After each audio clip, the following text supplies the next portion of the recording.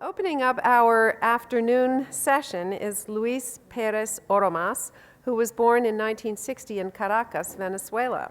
A writer, poet, and art historian, he received his PhD in art history in 1994 under the direction of Louis Marin and Hubert Damisch at the École des Hautes Études en Sciences Sociales in Paris. Between 1987 and 1994, he was professor of art history at the Université de Haute-Bretagne Rennes 2 and then at the École Régionale Supérieure des Beaux-Arts de Nantes. He then taught at the Instituto de Estudios Superiores e Artes Plásticas Armando Reverón in Caracas from 1995 to 2002. Dr. Pérez Oramas has been a member of the board of directors of the National Gallery of Art of Venezuela and curator of the Colección Patricia Phelps de Cisneros in Caracas from 1995 to 2002. And in 2003, he came to the Museum of Modern Art as adjunct curator in the Department of Drawings, and 3 years later was appointed MoMA's Estrellita Brodsky Curator of Latin American Art. In 2012, he became the director and chief curator of the 30th Sao Paulo Bienal. He's curated numerous exhibitions in Venezuela and Brazil, as well as at MoMA and the Reina Sofia in Madrid, and he was the curator of the Brazilian Pavilion at the 55th Venice Biennale. Most recently, Pérez Oramas organized the retrospective of Brazilian artist Lidia, we've all been referring to this throughout the symposium, at MoMA, which just opened last week. Pérez Oramas is the sole author of 6 books on art and political criticism, and he's also published 6 books on his poetry. In the category of art, the most recent are An Atlas of Drawings, Transforming Chronologies for the Museum of Modern Art, 2006, and Lydia Clark, The Abandonment of Art. I hope you'll give him a warm welcome now as he opens up our afternoon session.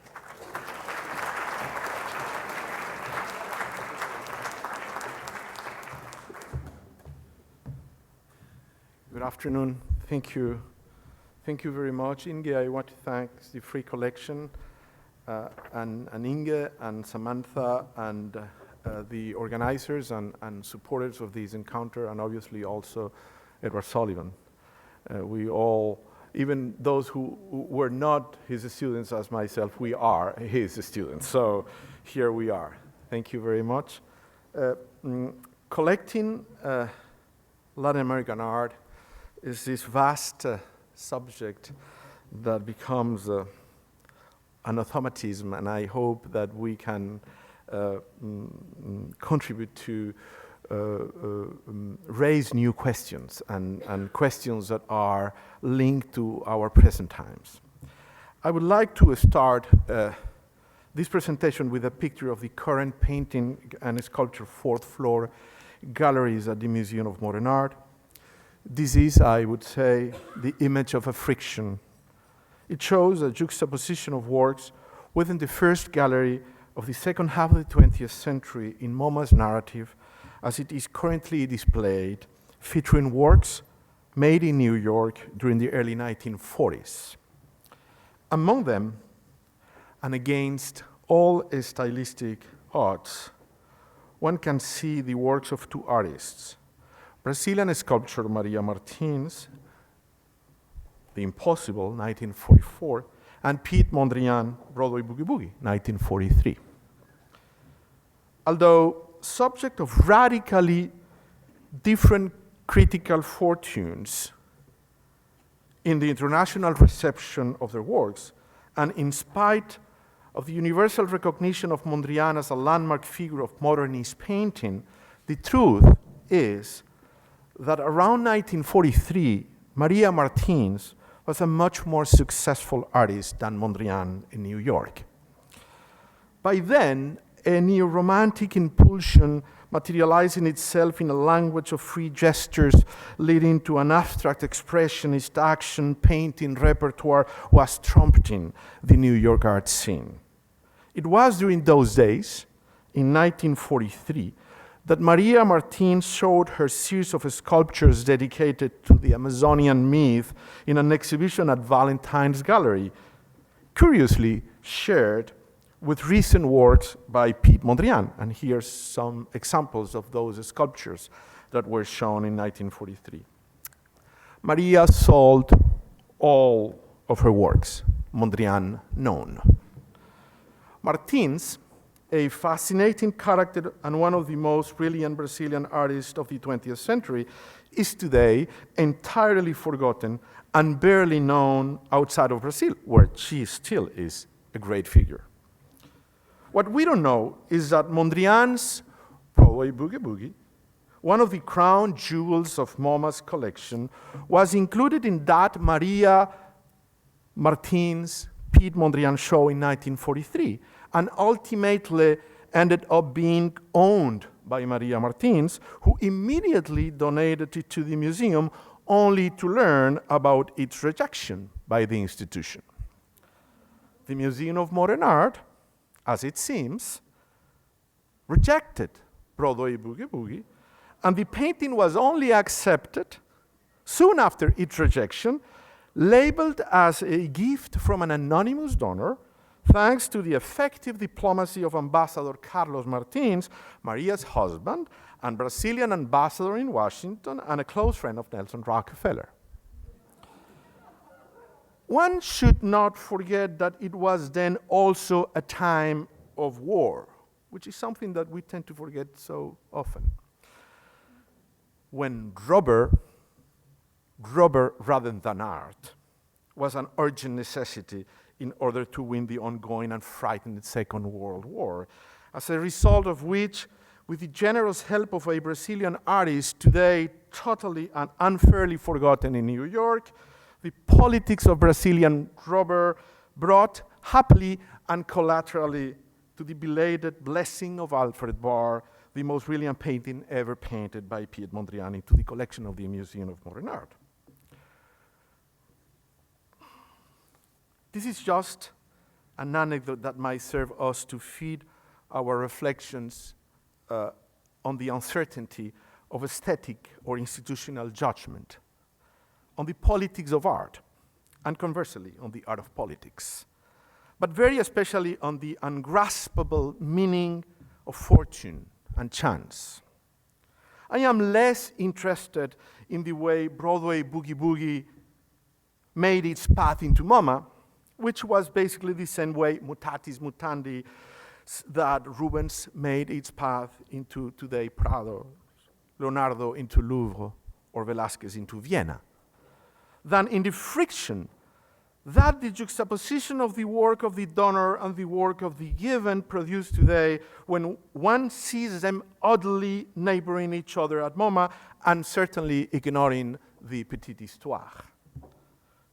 To what extent, and here a major Maria Martins work also belonging to the MoMA's collection, Le Chemin, l'ombre, trop long, trop étroit, and a landmark drawing by Jackson Pollock around the same years.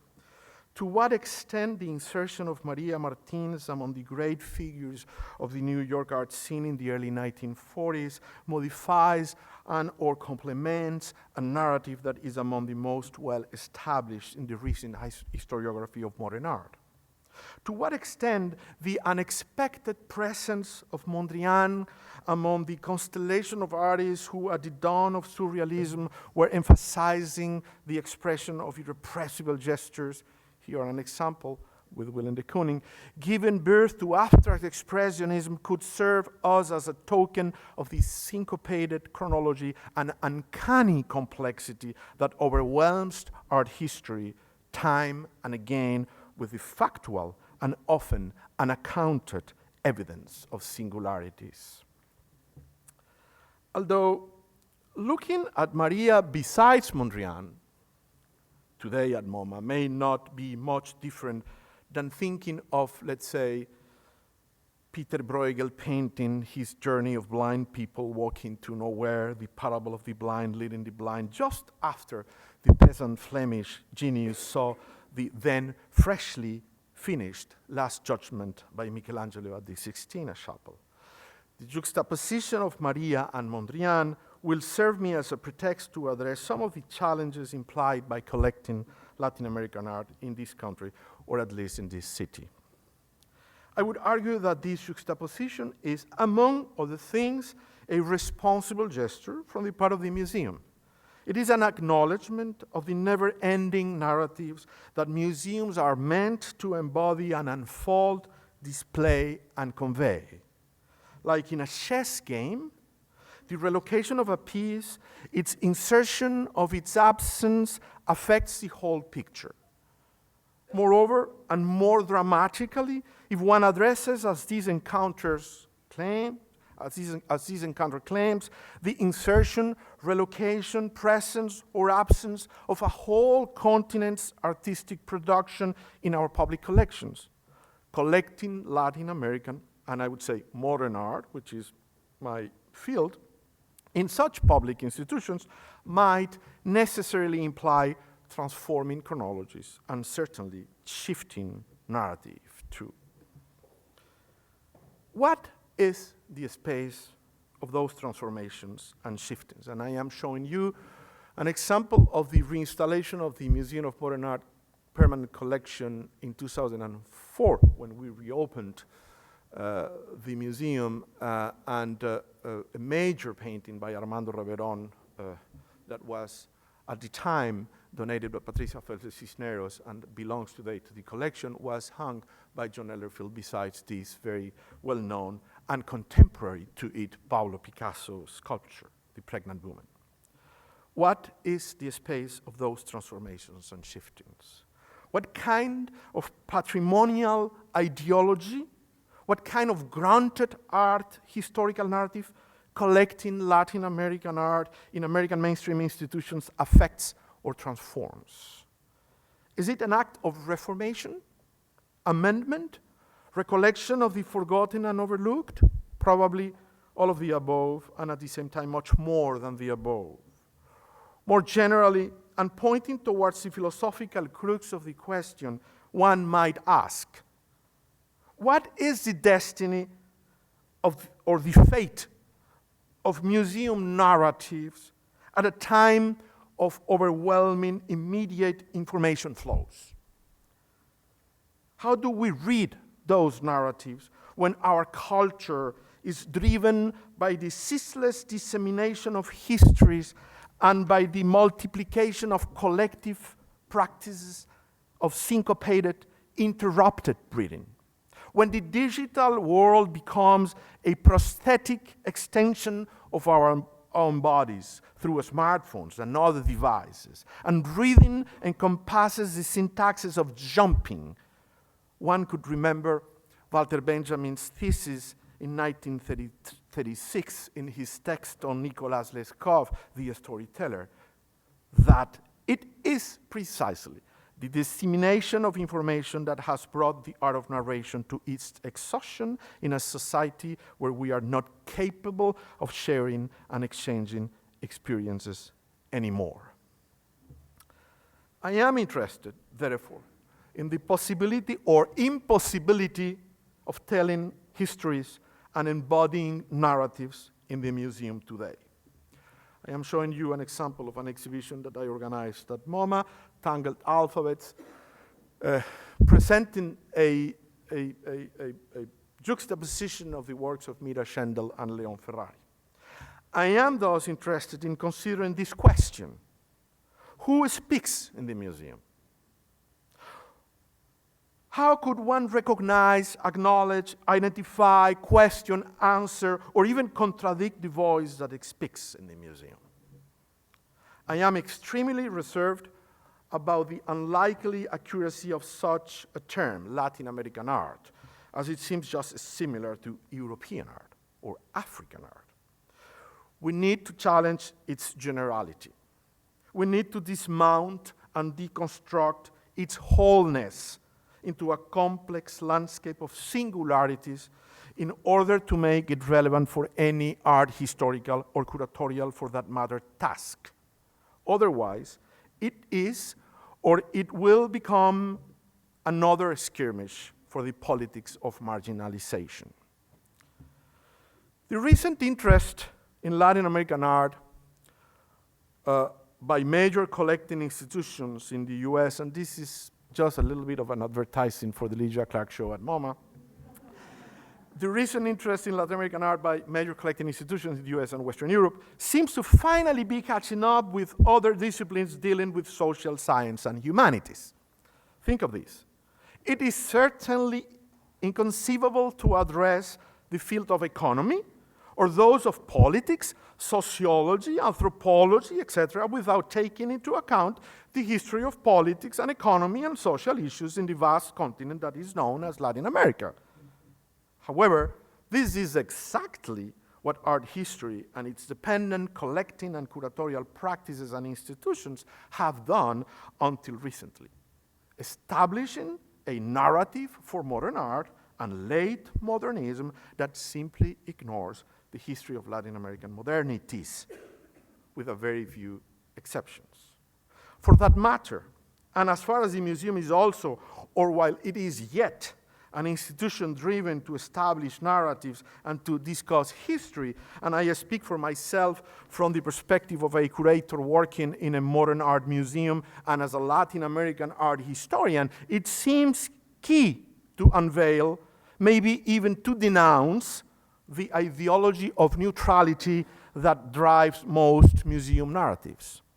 In other words, someone speaks in the museum, and the museum, as someone who speaks, should at least acknowledge its grounds, its parti pris, its interests, its choices, its perspectives, even its arbitrariness, and be open to the possibility of unfolding as a polyphonic concert of views and voices at best.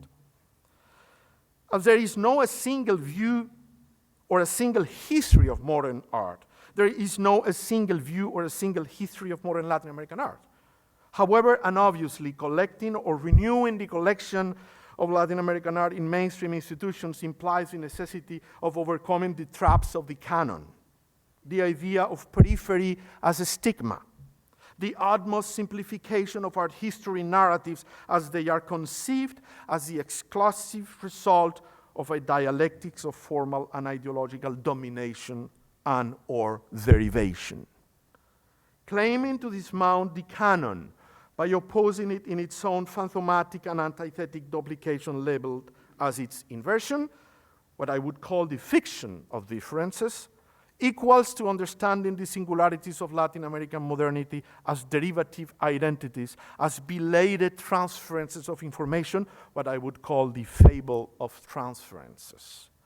Beyond the fiction of differences and the fables of transferences, one needs to understand the topology of artistic practices, their endless relocation in variable shifting coordinates of transformation and singularization for their relevance to the communities that share their experience and their symbolic legacy lays on the complex net of their contextual inscription, both as a diachronic event and as a synchronic function of meaning production. This is a potpourri of works by Latin American artists.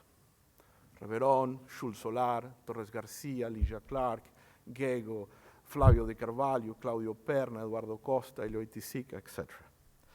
It is against the phantom of the origin rather than against the phantom of the periphery that our task of collecting art from the region should be driven, with the hope of signaling through the insertion of unknown names of artists and their nameless practices the limits of a given history, the limits of a given narrative, of a given history, of a given theory. That which understands the entire constellation of artistic practices in the Western Hemisphere, at least during the second half of the 20th century, as the unfolding of a handful of generic terms, all accounting for artistic facts in the East Coast of the United States. Abstract expressionism, pop, minimalism, conceptualism, and so on. The schematic assimilation of our practices in the region through this simplistic system of classification relates to an operation of denial of singularities, to the annihilation of their incommensurable specificities. In that regard, one must recall, Jules Solar was much more than an expressionist painter. And Tarsila do Amaral's legacy goes through her overwhelming her Cubist origination. As much as Torres Garcia overwhelms any neoplasticist analogy, Reveron was not a post-impressionist, and Lygia Clark has nothing to do with minimalism. Leon Ferrari was certainly not a conceptualist, and so on. As Frederick Jameson has argued, the classical moderns, the high moderns, did put forth untheorized and nameless practices, whereas the late modernists were absolutely self-aware of their belonging to the field of modernity, embodying, and I am quoting Jameson, the status of the artist as modernist. Collecting Latin American modern art and late modern art should imply acknowledging the problematic dimension of modernities. And modernities are problematic precisely because they exceed modernism. Modernities exceed modernism. I am aware that I am playing here with loaded terms, but I would dare, through a paraphrase of Jameson, suggest this. Maybe what we call here so easily modernism is, among many other things, something like the inverted image of modernity, exactly for the same reason that the young Karl Marx claimed that ideology was the inverted image of reality. I take for granted Jameson's thesis that modernism is the ideology of modernity and that it is an American creation. I take for a fact that Latin American modernities can't fit into such conceptual or interpretive frames, rather than projecting usual generic names on singular practices, absorbing them through foreign categories into foreign narratives. We should project the proper, unique names of the artist and the singularity of their nameless practices, embodying our plural and local modernities as a way to test the limits of already established historiographies, shifting them, transforming them. I still believe that we can understand Latin American modernity as a modern archipelago, as an archipelago of modernities where the ceaseless dynamism of the Nachleben, that Warburgian idea of formal and ideological afterlife and survival of modernity took and still takes place. It takes place, as when one refers to a location rather than a moment. In that sense, the various iterations of this afterlife of modernity that took place in the vast body of the Americas, beyond fictions of difference and fables of transference, should be understood as a topological rather than as a chronological set of events. It is not thus the heterotopia of modernities, and this is something that I discuss often with my friend Mari Carmen Ramirez, it is not thus the heterotopia of modernities that challenge us, but its topology, its yet to come topological understanding. And its eventual otherness is an otherness of place, not of identity, an otherness of Stellung, the Freudian word for deformation, an otherness of deformation, like in the Freudian concept of memory, where things change because they change place. In that sense, we should accept the dimension of incommensurable that comes with this art, as with any singularity when it is radically understood. Collecting Latin American art ultimately implies defying the idea of a congruent geometry of art history, of a single, uniquely shared narrative. That is what is over, if ever it was true. I like to evoke here Jean-François Lyotard's brilliant and enigmatic analysis of Duchamp's transformation, the broken glass as a metaphor of a broken geometry of commensurability where all sizes were comparable and regulated, and which is proportional to the Euclidean ideology of democratic representation. That is broken. The same way in which Lyotard called us to think of a topological politics in order to understand a world where all constituents are not responding anymore to a congruent, isomorphic, and homogeneous geometry, one should think of a topological art history where incongruence and incommensurability could have their singular place, resonate through their full singularity. An art history for which art and artists are not the result of equations of reduction and assimilation, but rather, and I quote Lyotard, materials, tools, and weapons for a politics of incommensurables. Thank you very much.